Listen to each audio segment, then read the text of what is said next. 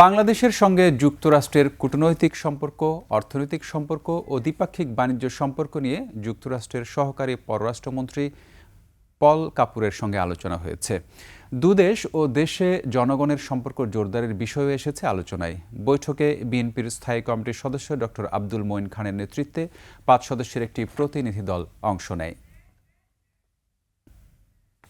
আমেরিকার যুক্তরাষ্ট্র যারা বাংলাদেশের একজন অত্যন্ত শুভাকাঙ্ক্ষী রাষ্ট্র হিসেবে আমাদের বিভিন্নভাবে অতীতে সহযোগিতা করেছে। আজকে নতুন সরকার এসেছে, কাজেই তারা স্বাভাবিকভাবেই এদেশে আসবে।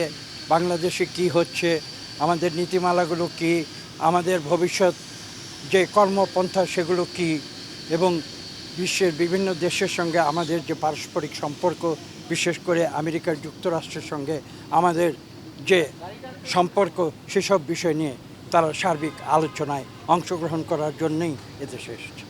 আজকে আমরা যে বিষয়গুলো নিয়ে আলোচনা করেছি সেগুলো মূলত দুটি দেশের জনগণের মধ্যে পারস্পরিক যে সম্পর্ক, সে সম্পর্কের বিষয়গুলো, এবং ভবিষ্যৎ যে সরকার, সে সরকারের যে নীতিমালার বিষয়গুলো।